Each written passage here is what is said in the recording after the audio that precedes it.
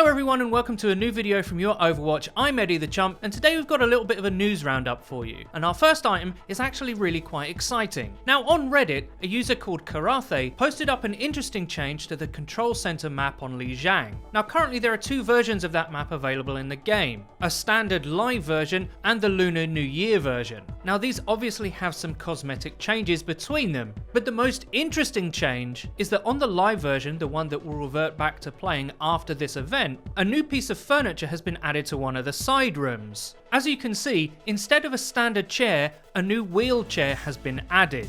Now in Karahe's thread, they've used this information as a jumping off point to speculate what that means for the lore. Lijang Control Center is directly tied to the Horizon lunar colony, and that fact is at the center of some of the speculation. Is this wheelchair being added to accommodate the story of Harold Winston, the scientist, actually being discovered alive in future developments? Now you might say that's quite a leap to make, but small map details like this have been changed in the past to accommodate the evolving lore. There's a really obvious example on Numbani, where leading up to the release of Doomfist, his gauntlet that was in the glass case which formed part of the payload was edited so that the case was smashed and the gauntlet was taken. Another really interesting thing happened when I went to record footage for this video. I play Overwatch on low settings to get the maximum amount of frames, and when doing so, I found that the other chairs that were there and some of the room furniture didn't appear on my screen, so I had to re-record in ultra settings to make all that extra stuff turn up. However, the new wheelchair was present in both resolutions, which makes me think its addition is deliberate and it does need to be there. Now quickly returning to the theories about it being Harold Winston's chair. If Dr. Winston did survive, he would by now be a lot older in story terms. Another thing to think about is that if he did survive the incident on Horizon, he might have had to do so while spending a lot of time in 0G. Remember, on Horizon, only his spacesuit is missing from the rack. Prolonged exposure to a 0G environment makes one's body a lot weaker, as it's not constantly doing work fighting against gravitational forces. So if he is alive, which I secretly hope is true, he might need that wheelchair for other reasons other than just being a lot older. Now obviously this is just a theory at this point. You'll have to let me know what you think down in the comments. Do you think this is plausible, or do you think we as a community is taking our Nancy Drew investigative work a little bit too far this time? I have to say personally, to me it doesn't matter that much. I just find this whole process deeply enjoyable. Great job to Karahe and everyone else who helped him. Our second story to cover today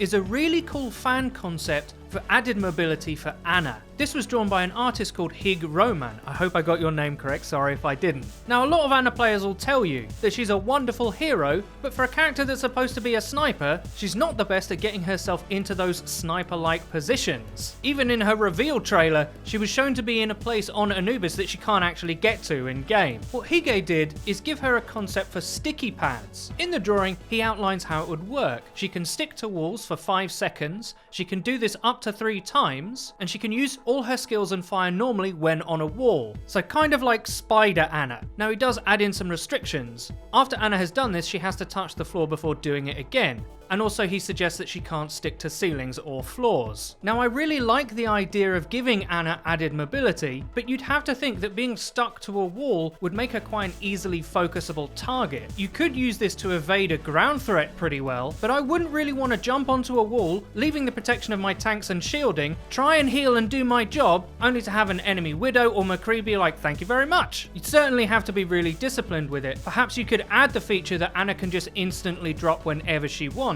That way there would be interplay and outplay built into the ability itself. I just thought it was a really creative and fun idea. I don't think it's going to happen, but hey, us Ana players can dream, right? Moving on to a few smaller stories, there was a user on Reddit by the name of Missing Pair who posted this thread saying, if Dallas Fuel can go through all of Stage 2 without XQC getting dropped, banned, suspended, fined, or given formal warnings, that he will buy every Dallas Fuel skin in the game. Now, the Overwatch League skins are a little bit pricey. I should know, I happen to have given Soul Dynasty all of the monies, so let's just do a little bit of quick maths. Turns out, if you bought them all individually, that'd be £130, or $130 if you're from the US. I'll let you guys in the comments decide just how likely it is that Missing Pair has to fork out that much money. Next up, there's a bit of unfortunate news. A few recent tweets from Austin Wilmot, or Muma, the Houston Outlaws tank player, outline his feelings about being forced into a spotlight not for his gameplay, but instead for his sexuality. He also tweeted about closing his DMs as he's still receiving death threats. No one should have to live with that, and I really hope Muma can move forward and let his gameplay do the talking, which is exactly what he plans to do. And finally, we've got the news that there's going to be another Overwatch free weekend starting February the 16th until the 19th, and it will be available on PC, PlayStation 4 and Xbox One. So if you have any friends that don't yet have the game or play it, this weekend is a great opportunity to get them interested. I really hope you enjoyed the video. If you did, please don't forget to leave a rating. If you never want to miss another video of ours again, please click the bell icon next to the subscribe button on our channel to join the notification squad. You'll be in great company. And finally, please follow the Your Overwatch Twitter. It's where you can find updates about new videos and other cool stuff. I've been Eddie the Chump, and until next time.